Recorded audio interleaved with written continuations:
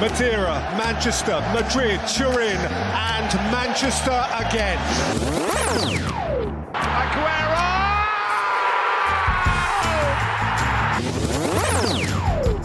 Goal for South Africa! Goal for all Africa! Roma have risen from their ruins! Right. Now, welcome back to the On a Yellow Football Podcast, episode 33. How are you doing today, Zach? Pretty good. Can't complain. Yeah, it's pretty good. Let's see. Go. All right. So, I mean, there's a lot of things that are happening right now in the World Cup. We've had a lot of stuff happen. Canada is now in the round of 16 after beating South Africa in the 92nd minute. So, you know, we got a lot of drama. But in this episode, I think we are going to talk mostly about our predictions that we made. Because obviously now it's going into the knockouts. We made a lot of predictions on the group stage matches. Who would go through, who would fail, and who would rise to the occasion. And, you know, we got some interesting predictions that, you know, some of our predictions were actually really good. You know, I got some groups completely correct, but some of my groups are like completely wrong. And the teams that we were like, oh yeah, they could be a dark horse and be really good, kind of like failed and didn't become the team that we thought they were going to be, or perform at the team they thought we were going to be. And we'll talk about that shortly. But, you know, Zach, are you ready for this recap? Let's just get into it, you know? Okay, I'm going to adjust your audio levels. Are you guest one, yeah? Yes. I feel like I'm really loud. Yes, I think you are. It was just my headphones that was like not. Can you talk for me for a second? How's it going? Okay. I can hear myself I got lot you now. more on this microphone. I got you now. We're good. You don't sound like immensely loud. So I'm sorry for like the listeners that are listening to this and are hearing, you know, Zach being like insanely loud, and potentially me. We got everything set up now. Everything's good. All right, let's go to this recap in 3, 2, 1. Welcome to the Canadian Soccer Recap. Canada has booked a spot in the round of 16 in Houston after defeating South Africa in the round of 32. Stefan Eustáquio hit home a volley to bring Canada to a 1-0 victory over South Africa in the 92nd minute. A goal that will be remembered in the minds of every single Canadian watching that game. Jacob Schaffelberg started this play by crossing the ball into the box. This ball was headed out by a South African defender right to Stefan Eustáquio, who took his chance and shot the ball right into Canadian football history. This game was a high attacking affair, with Canada for the most part of the 90 minutes trying to break down the South African attack, but the South Africans played a great defensive game but just couldn't hold on and force extra time. Canada now shifts their focus to Morocco, who just beat the Netherlands in a high-tension penalty shootout. The Moroccan side are filled with immense quality and skill, and will probably be our biggest test that we've faced in this tournament so far. The question is, can Canada make history once again? With that being said, Zach, can you do your sign-off, please? Bonjour, au revoir, and have a great rest of your week. See you later, guys. All right, so with the recap done. I feel like that one was kind of silky. That one was silky smooth. I'm still catching my breath after having to. So when we were putting the intro on, I realized that SD card was not in its slot. And of course, I remembered where it was. So I was like, oh crap, I gotta go. So I booked it into the meeting area that we have to get that SD card. And I was still catching my breath during that whole recap episodes. So, you know, if I'm a little bit breathy during that recap, now you know why. It's because I had to run all the way from this room into the next room and grab it, which doesn't seem like a far distance. And it's not a far distance but apparently I'm a bit out of shape, and that run took a lot out of me. So, that being said, let's get right into this as I'm catching my breath, and let's go right into our predictions. So we're going to go through every single group. I have some, notes put down on the teams and what I thought of them, and kind of, and potentially, go over like a standout player in that group, like a player that you saw in that group that just rose to the occasion and was very talented. It could be a player that, obviously there's some players in these groups that have been immensely good and have shown immense quality, but it also could just be a player that has, surprised you if being either really good or underperforming. All right, so Group A. So Group A, how do you want to do this? Do you want to do I think our predictions first, then we go with the real result and we compare and contrast, or do you want to go vice versa? Like we talk about the real result first, then we go to our predictions. I think just what we predicted and then how it actually finished, I think, makes the most sense. Yeah, I think it does. All right, do you want to go to your predictions first? So Group A, this was the group with South Africa, Czechia, South Korea, and Mexico in it. What was your prediction? I had Mexico topping the group, South Korea second, South Africa third, and the Czech Republic in fourth. Okay, I had Mexico first, South Korea in second, Czechia third, and South Africa fourth. So I think I might be a little bit closer on that one. I think you're a bit closer. I was a bit off. I mean, I was not expecting some of the results in this group. It was actually a very tight group other than Mexico. The real result was Mexico topping with 9 points, then South Africa at 4, South Korea at third with 3 points, and then Czechia with 1 point. So, South Africa getting second, I think was something that I don't think anybody really thought of, especially after that first game, right? With probably like they, did not look up to the task. They got 2 red cards and they were goalless. And obviously there was the redemption arc of Sitol in this group, who obviously had a underperformance, kind of not a great display in the first game with like a 3.4 rating or whatever. And now going into the next games, getting around 70 or 7 ratings rather, 7s and going up in the rankings. But, I think, South Africa really were able just to get results against teams. Like we said, they play a very low block in that low kind of defensive game. And I think that really helped them to get to, obviously, the round of 32 before they lost and exited in that part of the tournament. Now, what's your thoughts on this group?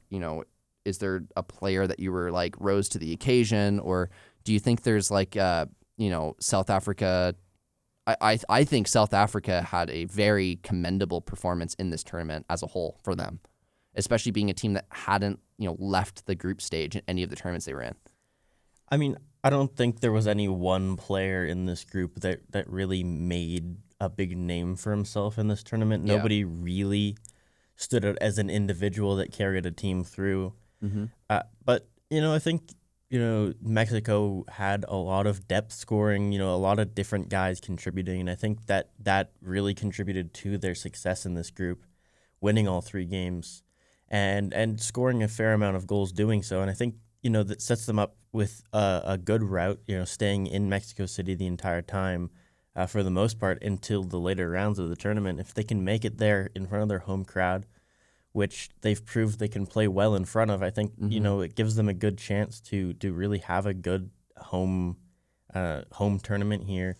And I think a team that people have to be a little bit more cautious of now. Yeah, for sure. I think definitely the host nation fever that they kind of have. They play really good at home. They've been a juggernaut at home, actually. They've not lost a lot of games. And I think, they're a team not filled necessarily with players that are top names and big names, but they kind of rise to the occasion when they play for the Mexican national team. I think the team that was surprising to me was South Korea. I thought that South Korea, especially from the first game that they played against Czechia, I thought that they would be very good and show a lot of talent, but they didn't. Like, they did at the first start of the game, but all the rest of the games they just couldn't pick up a result. They couldn't get a goal. And I think that just kind of shows how South Korea play.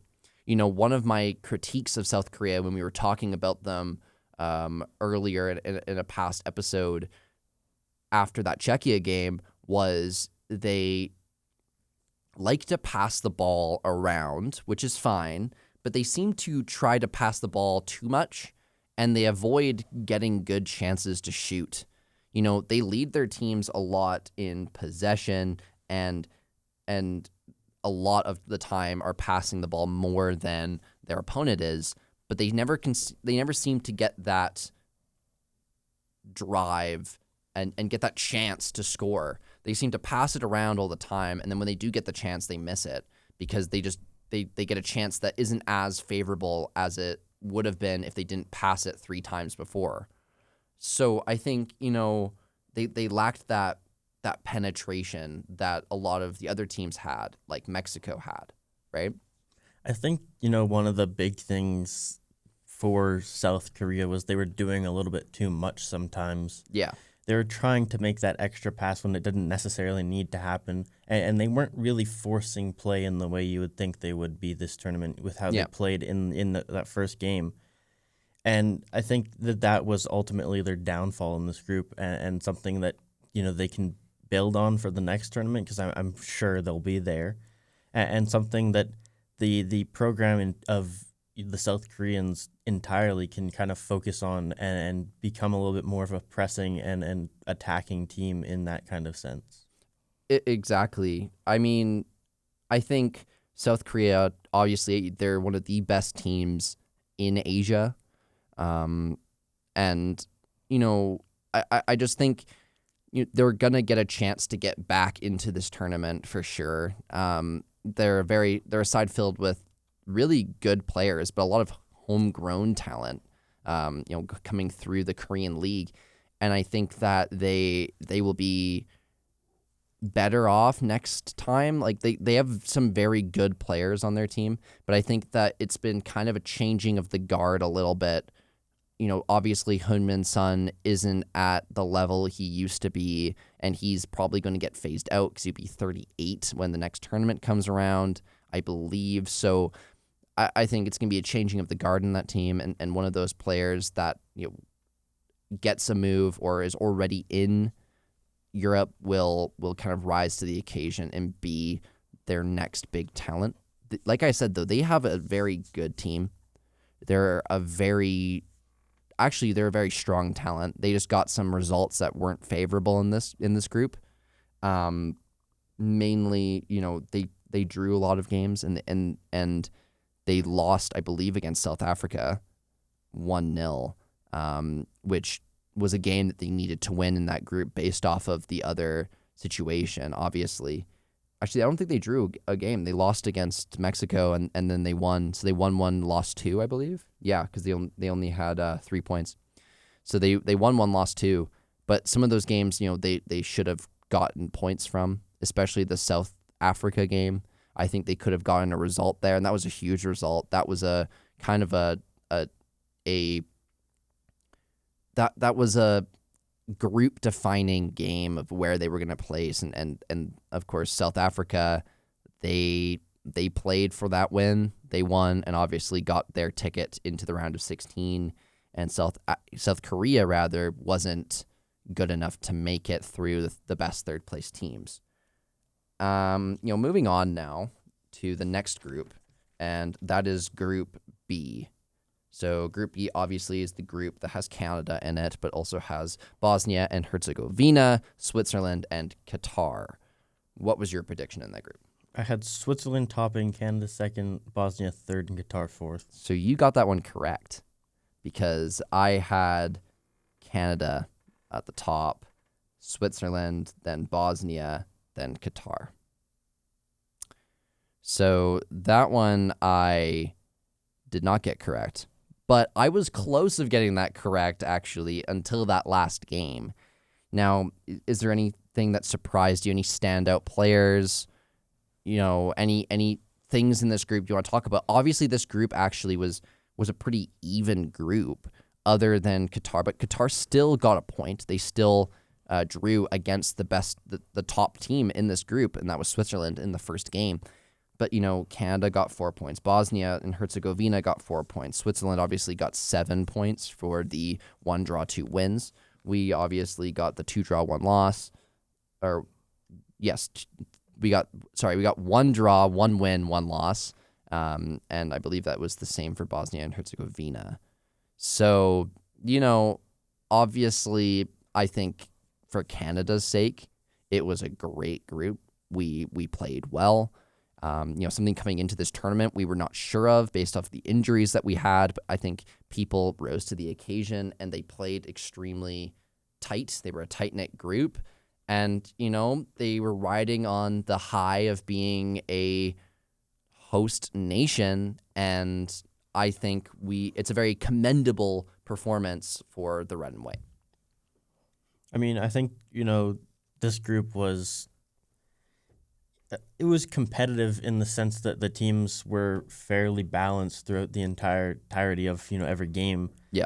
And, obviously the outliers in the group would be Qatar, kind of, with their goal differential. But, yeah, even they were able to pick up a point in the first match and make things interesting in this group from the get-go. It wasn't just a straight cut for Switzerland. They had to kind of rebalance themselves and lock back in for the last 2 games of this group and move on. Totally. Switzerland, I think, did lock in. That was a surprise result, and I think they definitely changed that. And they changed that result, and they played extremely strong. They played a very good game. I mean, the Swiss, like Switzerland, coming into this group, you looked at some of their midfielders, big veteran players, but you didn't know if, age would be a problem. They're an aging team. They have an aging midfield, both of them being 34 years of age, but they played a crazy good game and showed, that veteran presence that I think Canada lacks a little bit.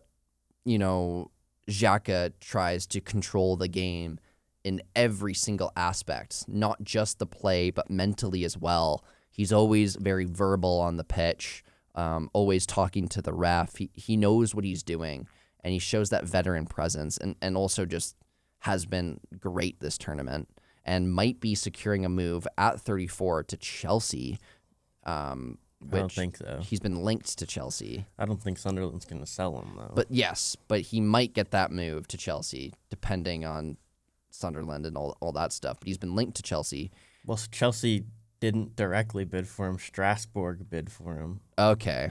So the Blue Co situation. They kind of denied that. So I don't know. It doesn't make sense at this point for me. No, it doesn't. Him to go to Chelsea. Because, if you think about it, Sunderland got wants Europe. To play, European football. Like, Sunderland got Europe. They love him there. He's kind of revitalized his career a little bit more.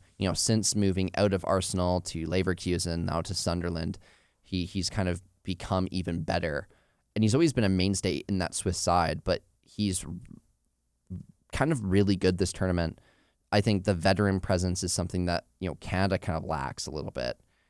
He knows what it takes to win big games in tournaments, and he's just been extremely good. But I do think, there's obviously truth to that. But when you look at things, Switzerland has been in around football and a top team for a lot longer than Canada has. So obviously they're going to have players that have played in those top leagues, in big games, and in these tournaments more than Canadians would. Yeah.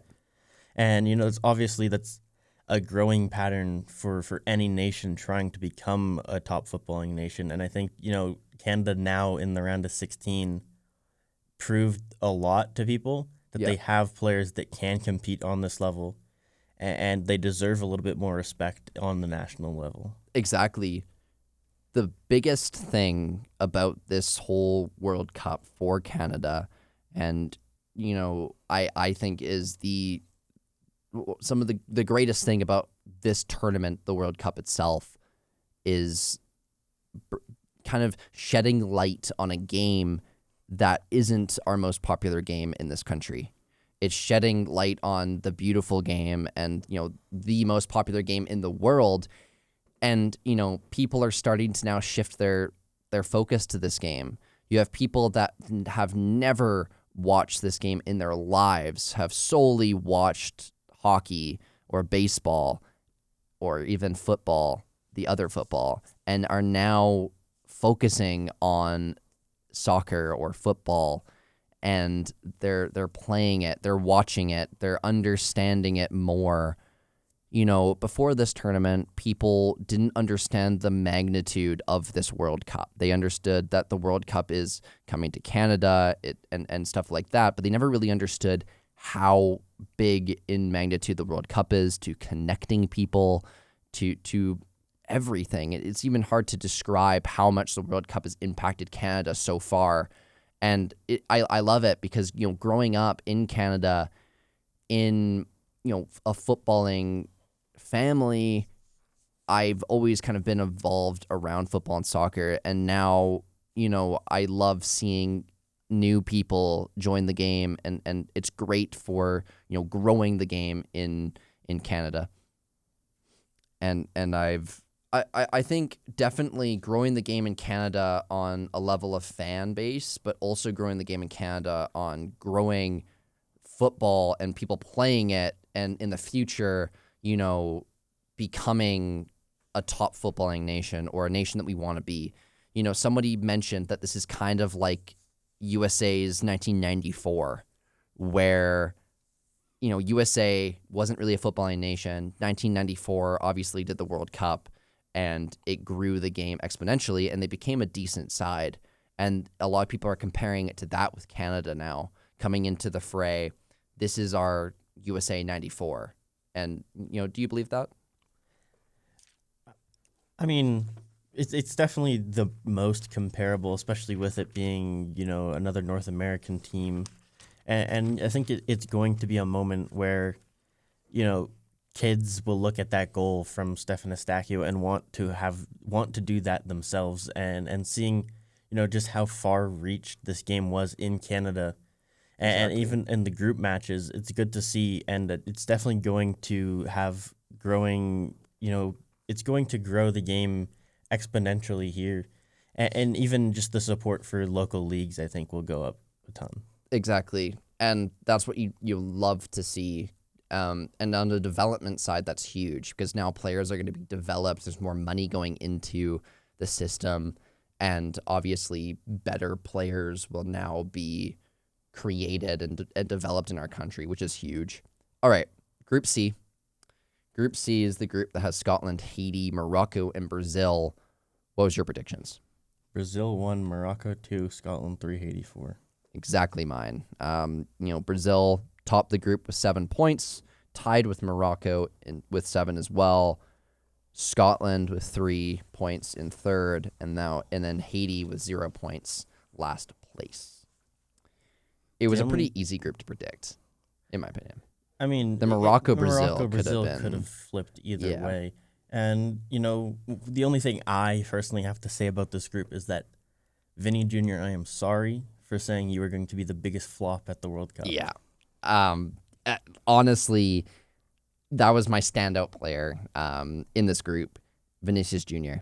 What a player he is. I doubted him too. Obviously, I knew he had skill, but he's kind of been under the radar a little bit at Real Madrid. Real Madrid's kind of had a lot of other drama on the team, and they've kind of shifted the focus from the players and how good they're playing to kind of the climate of the club itself. Obviously, having a trophyless season. But, Vinny has always been a quality player. And, obviously, he was second in the Ballon d'Or in 2024. He obviously is a good footballer, but he has 4 goals and 1 assist in this tournament so far, and he's been absolutely fantastic. I was talking to you earlier. It's like with Brazil's game, even if Vini doesn't score, he's still a top player. He's still producing some moments of magic and shifting the tide and the momentum to Brazil's side. You know, they force it on that left side, and Vini is constantly moving at the ball, constantly trying to get around his opponent, constantly, engaging in 1v1s. And, obviously in a side that, he plays Brazil's game. Brazil's game has always been that technical side. But, he has 10 successful dribbles, which is just absolutely impeccable. Do you have anything to? No, I just think add? we have to go a little quicker because we're Yeah, almost I halfway know. through and I know. only to Group C. I'm yapping about Group C, about Vinny Jr. So let's go to the next group, Group D, which is the group with Australia, Paraguay, USA, and Turkey in it. What are your predictions? Turkey 1, States 2, Australia 3, and Paraguay 4. Yeah, this might be one that we have to talk about a little bit because I had Turkey first, USA, Australia, and then Paraguay. But the real result was USA with 6 points in first. In second was Australia with 4 points. Paraguay in third with 4 points as well. And Turkey last with 3 points. I don't think anybody was expecting this. I think we were expecting Turkey to either top the group or get second. Mostly top the group. Now, what do you have to say about Turkey's performance? I mean, they tried to create a lot. They had a lot of opportunities to score. They just couldn't find that touch until the last game when it didn't matter. They had 71 total shots in the tournament and only scored 3 goals. And, obviously you'd want Turkey to, score some goals in these games. And, they looked likely a lot of the time. It's just they couldn't find that perfect shot to get them the goal when they really needed it. Yeah. And that was the ultimate downfall for them. I think, otherwise Turkey played well in this tournament. They just couldn't score. Yeah. Another, thing is the United States. They have been brilliant, actually. They've been impeccable. Obviously, another host nation playing on home soil, so that's a kind of a boost that a lot of the host nations get. But they have 8 goals in this tournament, and they played with a speed and intensity and completely on the front foot for the entirety of the game, 110%. And I really liked to watch them, actually. They've been a really fun team to watch. They've scored a lot of goals in their games, but they've also just played with this fast intensity that you're watching them, and the game is going by extremely fast. They're not really methodical. They just play with a ton of speed and momentum.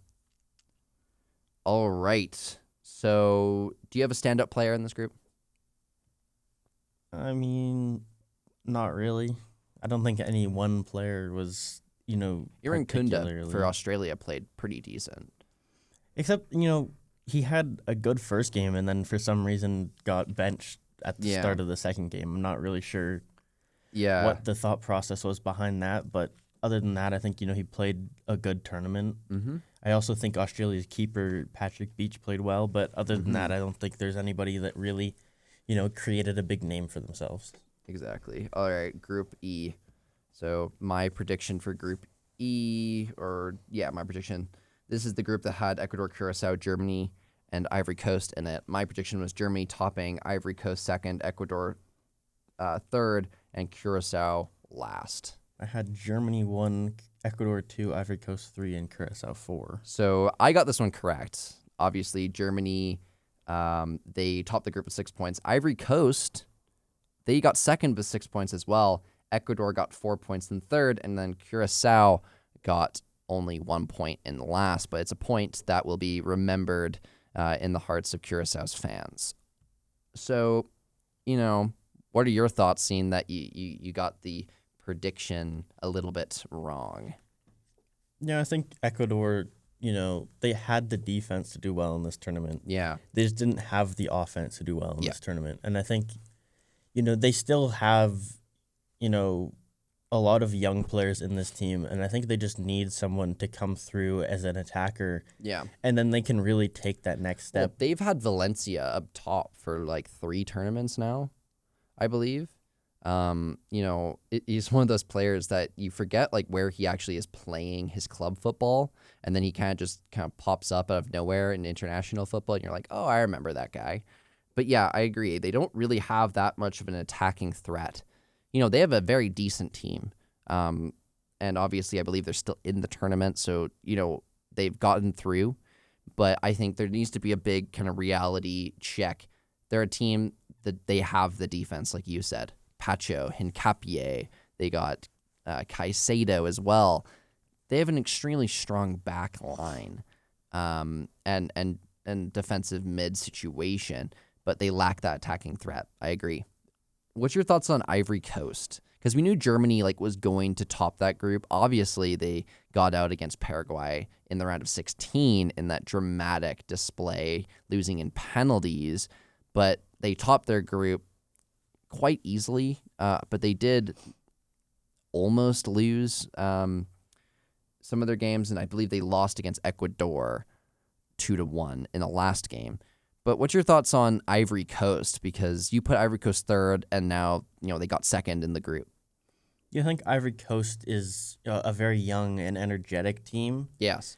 And I thought that might, the age of the team, I thought might be a little bit of a negative factor for them in this tournament. But I think, that ended up helping them just being, so many of these players, they're all near each other in age. And I think that creates a different dynamic in the team where it's a little bit more of a friendship kind of mentality than, some teams like Switzerland, for example, where you have guys like Manzambi and then guys like Granit Xhaka. It's a little bit more of a mentorship kind of thing. And I think having that more togetherness fully as a team kind of in a group unit helped them out in this tournament. And I think it will continue to help them in this tournament. Any standout players? Not for me, no. No? I mean, for Germany, Dennis Undav. Yeah, I would say either Dennis Undav, and I really liked Yan Diomande. He didn't show a lot with the points department, only getting 1 assist, but he was electric on that pitch. His first touch and dribbling ability and the way he carries that ball really helped Ivory Coast maintain possession and get on the forward front. And I think that we will be hearing Yan Diamande's name in the future, especially after his move now to PSG. All right, Group F. Group F was the group with Sweden, Tunisia, Japan, and the Netherlands. My prediction was the Netherlands getting top, Japan second, Sweden third, and Tunisia fourth. What was your prediction? I had Japan 1, Netherlands 2, Sweden 3, Tunisia 4. So I got it correct. The Netherlands got 7 points to top the group. Japan got 5 points to get second. Sweden got 4 points to get third. And Tunisia got 0 points. So, what's your thoughts on this group? I don't even think we really need to talk about it that much. We've had some great games in this group, some great sides. I think Japan, the Netherlands, and Sweden are some really high-quality sides and could do well in this tournament. Obviously, I believe Sweden is playing France. I think. I haven't really paid. Or Norway. I haven't looked at the bracket that much. But they're a decent team. Obviously, Japan had to face Brazil, and they lost. But, what's your thoughts? I think the Netherlands were an extremely good team, and of course, they faced Morocco in that dramatic display and lost, but those were two evenly placed teams. Obviously, they were 6 and 7 on the rankings. I think that the Netherlands were an extremely strong team. They scored 10 goals in the group stage. The first game was a bit of a wake-up call for them, obviously drawing against Japan. It was a wake-up call for them to be not as defensive. They went into the second and third game in the group stage, and they were on the attacking front. They showed an immense intensity. Cody Gakpo was insanely good. I really liked how they passed it. They liked to control that game, moving it from side to side and involving those wings and the wing backs to cross that ball in low for their strikers to get a hold of it. Their strikers with Wout Weghorst and Brian Brobby, they like to attack those balls, and it worked. Wout. Yeah, Wout Weghorst. Was he playing in this tournament? Yeah. I didn't see him. I thought it was Malin playing striker alongside Brobby. Malin, Brobby, Wout Weghorst. Did Wout? even do anything? He did. Did he? he? He was on. Did he score? I don't know. Did he get an assist? Probably not. Somerville did those things. Somerville was insanely good. I think this group, I mean, obviously you're a West Ham fan. Like, what's your thoughts on Somerville? I thought he was very good. I think, it was kind of a party for him in this group. And I think he kind of proved to people he can play, top football. And Yeah. I think, he really grew his market value in this tournament for us. Which, Exactly, I thank yeah. him for. And do you think he's going to be making that move away from West Ham this summer? I mean, surely he has Yeah. to be. I mean, I'd love for him to stay, but I just don't see a world where he's a championship footballer. No. He showed decent quality for West Ham. He showed more quality for Leeds. But playing for the Netherlands, he showed how good of a player he is. And that, getting relegated with the side is not really something that should be going on him as a player. It's more of a team-based thing. Because I thought he was absolutely phenomenal, really good. And he scored some great goals, made some great assists, and he didn't even start some games, and he still made an impact when he came off the bench. He's a player, definitely, another one of those players, another winger that is people are definitely going to be thinking of. He's only, 25 years of age? And definitely, I believe, going to be making that move to a top team or a team in a top league. Whether that is Manchester United or a team that needs another winger.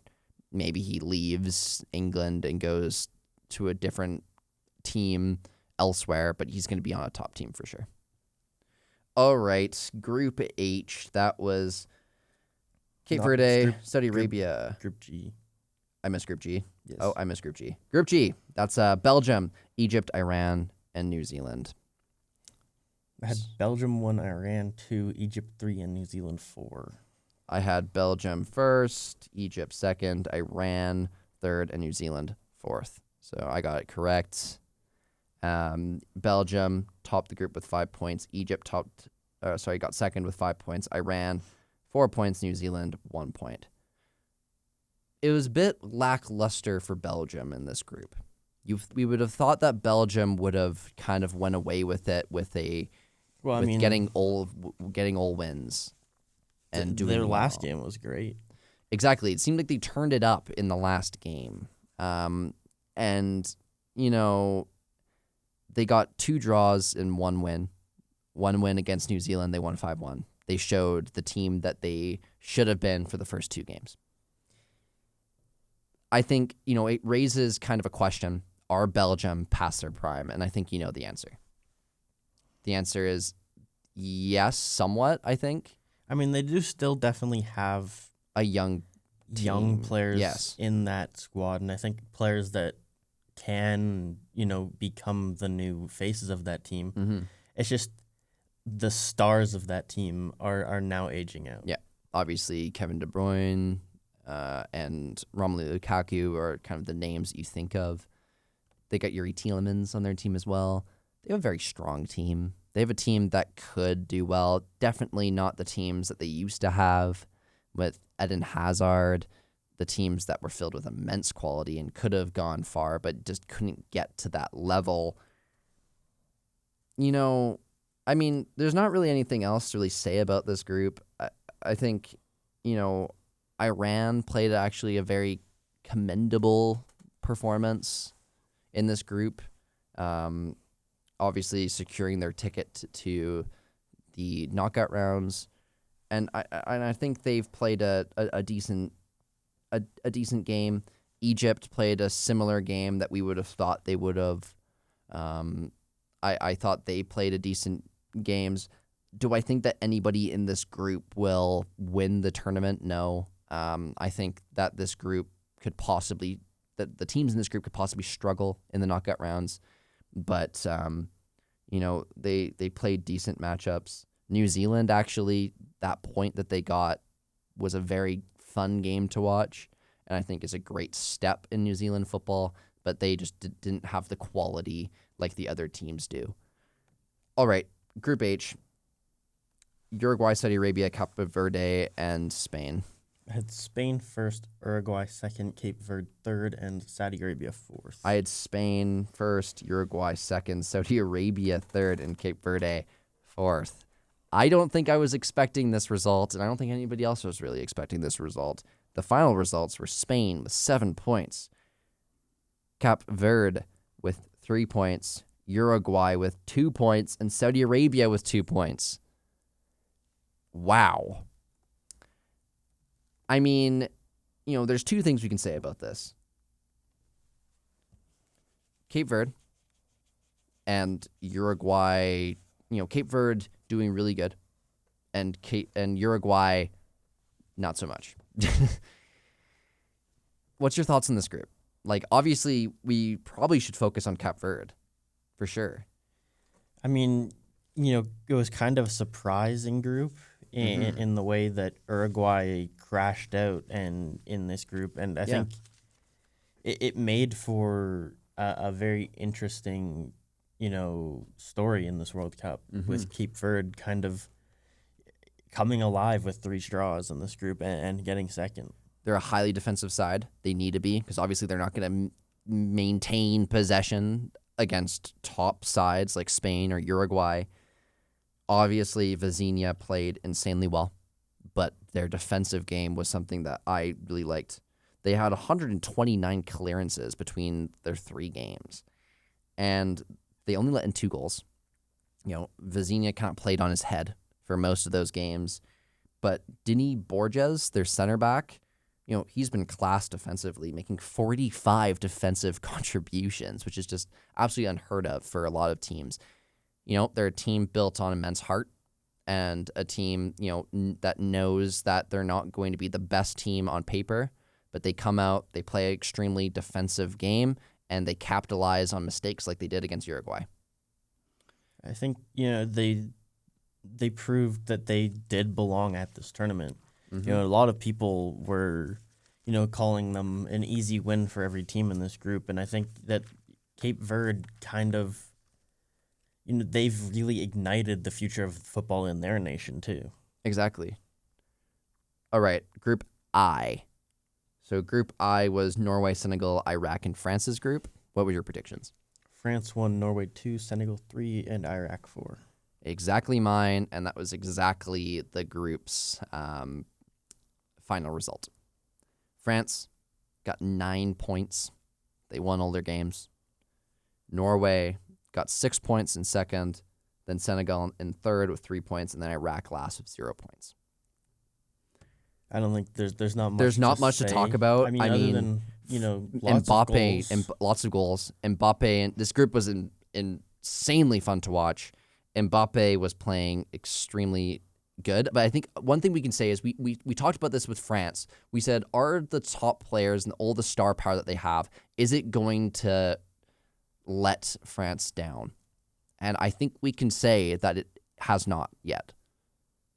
Yeah, I think they played. They all of their top guys scored a lot. And Mbappe and Dembele seem happy, content. They're passing to each other. It's not like a competition.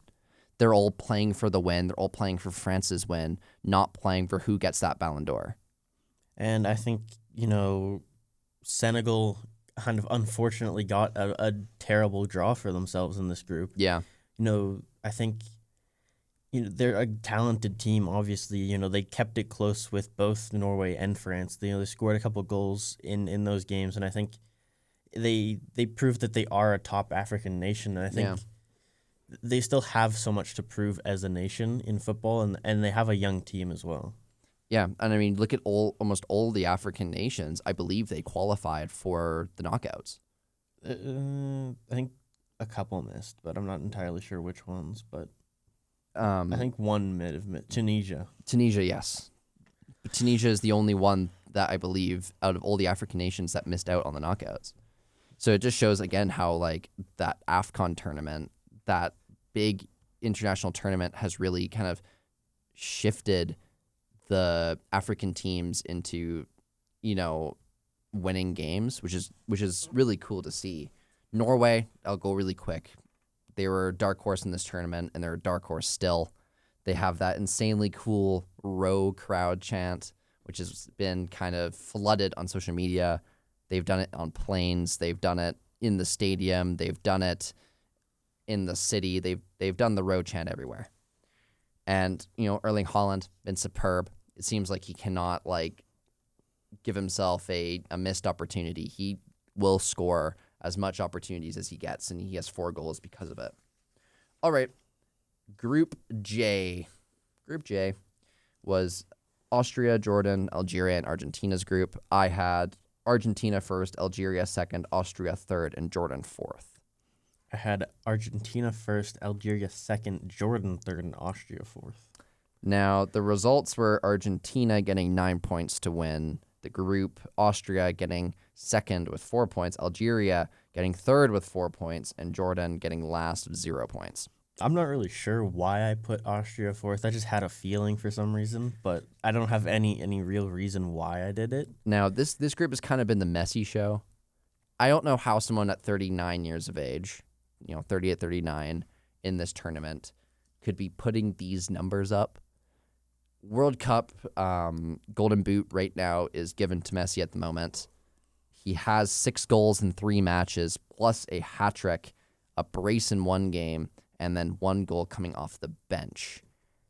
The best thing is that this team is formed around Messi, but it's also a team-based game. It's not a game where they're constantly thinking in the back of their head to pass it to Messi. They will pass it and pass to the person that's the right opportunity, but yet Messi's always in these really good opportunities. But the greatest thing, I think, was Messi after the Austria game, scoring a brace. They asked him, you're scoring all these goals, what does this mean? And he said, it's not about him and the accolades and himself. He said it's about the team and that they got the 3 points, and that's what matters. And I think that is just kind of puts into perspective how great of a player Messi is, but also a person Messi is, and understanding that it's not always about him. And I think that's the reason why he's been so successful and been so successful with this Argentina team. Yeah, I think Argentina would like to see somebody else contribute, other than just Lionel Messi, because he won't be here at the next World Cup, and you want to see players kind of be the guy. Mm-hmm. And I don't think they really had anyone else kind of provide too much in this group. No, they didn't really. Obviously, Lo Celso scored that beautiful free kick, but it wasn't crazy. They're Messi. It was the Messi show. Now, Algeria. We both had Algeria going second, and I think they've been a bit lackluster. Not necessarily bad. I mean, they're still in the tournament. They only scored 4 goals, though, and I thought they could get a win against Austria and be a better team, seeing the, AFCON tournament and, having experience and having some decent players on their team. It seems like Riyad Mahrez, though, is kind of turning back the years, which is kind of cool to see. Obviously, he's scoring. He scored a brace in one of the games. But, there's been some kind of lackluster. Mazza has been a bit lackluster. I don't think he's really done much in the tournament, and he was kind of a standout player people thought was going to break out in this tournament. And I think, Algeria just haven't been great. They haven't shown that much. Yes, they got out of their group, so I wouldn't say they're extremely lackluster, but they've struggled to find the back of the net. What's your thoughts on that? Well, they did score 3 goals against Austria in a 3-3 game. Yeah. And the Algerians were kind of hoping for that result because they didn't have to play a top team. Yeah. And they have a little bit of an easier route. I think they play Switzerland now. Yeah. Instead of France or something like that. Yeah, it would have been better. I think, Algeria, they got a favorable outcome by getting third in this group, though. Mm-hmm. So what Jordan brought was this really cool watch party that they had where they were watching it in this old amphitheater outside, which was really cool. And I thought it was really neat. Obviously it was nighttime when Jordan was playing for us, but it was bright, sunny, for them in Jordan. All right. Group K, that was Colombia, Uzbekistan, DR Congo, and Portugal. What did you have? I had Portugal 1, Colombia 2, Uzbekistan 3, and DR Congo 4. I had the same, but the final result is Colombia first with 7 points, Portugal second with 5 points, DR Congo with 4 points, and Uzbekistan with 0 points. I thought Uzbekistan would do pretty decent, but DR Congo has definitely been a team that's been a kind of a dark horse team. They've gotten results. They got results against Portugal, and they got 4 points in this group. I thought they've surprised me. They've played a very decent game. Again, they've played a very good defensive game. You know, Wan-Bissaka, he wins that ball so much for a reason. He has 29 defensive contributions, and another former Manchester United player in Axel Tuanzebe had 24 defensive contributions before their game. So, you know, they don't lead possession against top teams, but they've been very good defensively, and they've been able to use on the counterattack to get those goals. I think, they have, they had a lot of people switch over nationalities, and I think that's helped them out a ton in this tournament. Exactly. Obviously, Wan-Bissaka and Tuanzebe both switched their nationalities from England to DR Congo. Now, Portugal's game, what's your opinion on that? You know, Portugal, everyone's like, they're going to be a top team. And obviously, they've made it out of the group. They have a chance to right the wrongs from this group, obviously.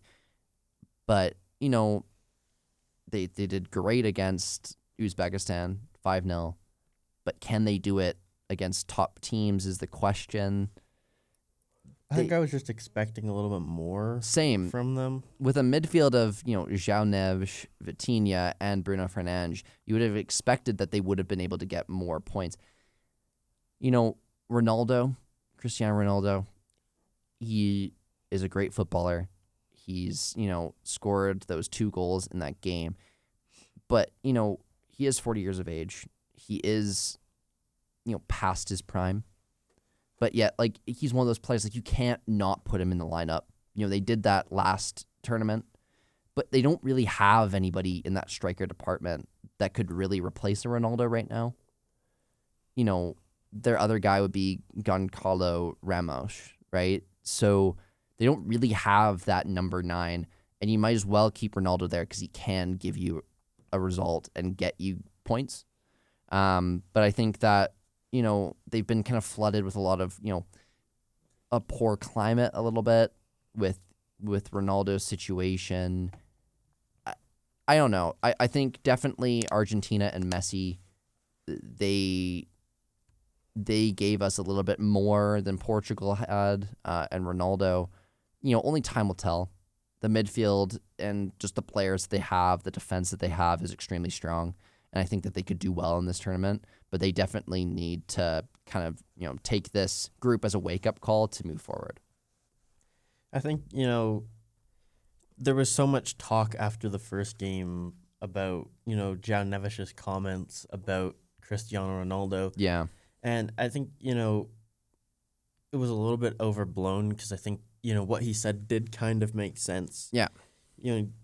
I think even Ronaldo would kind of agree to an extent, that he is just another player trying to help Portugal get their best ever result in this World Cup and maybe even win the entire thing. Yeah. And, a lot of people saw that as João Neves saying that Ronaldo's just any other random player, which that's clearly not what he meant. And I think that caused a lot of unnecessary noise around the Portuguese team when they didn't need that. Exactly. And I think that kind of went, it kind of created this negative energy around that squad that made them not get the results that they wanted. It was kind of tainted by that. And, I totally agree. Yes, Ronaldo is a part in the team. He's a major part, but that doesn't necessarily mean you have to pass it to him all the time because, passing to him when he's not the best option might not be the greatest thing to do, even if it's Cristiano Ronaldo and he can make something out of it, right? It makes Cristiano Ronaldo look bad because obviously he gets a bad ball towards him and has to make something out of it. And it also makes you look bad because you're trying to force it to Ronaldo when he's not the best option. All right, last group, Group L. It was Panama, Ghana, Croatia, and England. What was your prediction on that one? England 1, Croatia 2, Ghana 3, Panama 4. So you got it correct. I switched Panama and Ghana. The real result was England with 7 points, Croatia with 6 points, Ghana with 4 points, and Panama with 0 points. Panama, they surprised me. They did not have a great tournament. But, I want your take. Ghana.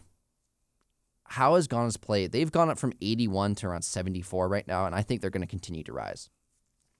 I think obviously Ghana were underranked coming into this tournament. I don't understand how this team was ranked in the 80s. Yeah. They've been a team at the top of African football for a long time. They've always been a competitive team in AFCON, in World Cups. They've always kind of been there on the biggest stage. I don't understand, with the players that this team has, why they're ranked so lowly. I don't know if there was a little spell of poor form where, maybe they lost a ton of points for something. But I think they were a team coming into this tournament where they were extremely undervalued and underranked. And I think a lot of people just assumed they were going to be a rollover team when, they have players that, sure, they play in the Ghanan league, but just because you're in that league doesn't mean you're not necessarily a good footballer. And I think their goalkeeper proved that in this tournament. Exactly. What's your thoughts on Ghana's defensive game? Because I feel like their defensive game, their low block, was the reason why they got results against England, for example. I think, similar to their goaltender situation, I think, their defense situation was, people didn't really know any of the defenders on this team. Sure, maybe if you're, an avid watcher of world football, maybe.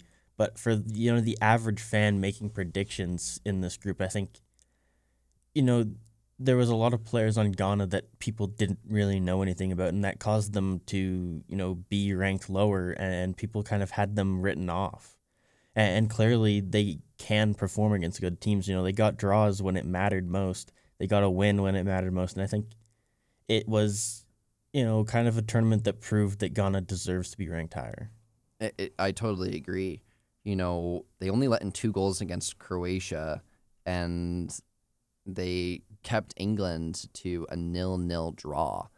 Obviously, they played and they defended extremely well. To end the pod here, I just want to talk about England for a second. We talked about England ad nauseum. I don't want to talk about them that much. I thought they played decent. Their intensity off and on the ball was great, except when they were facing low blocks.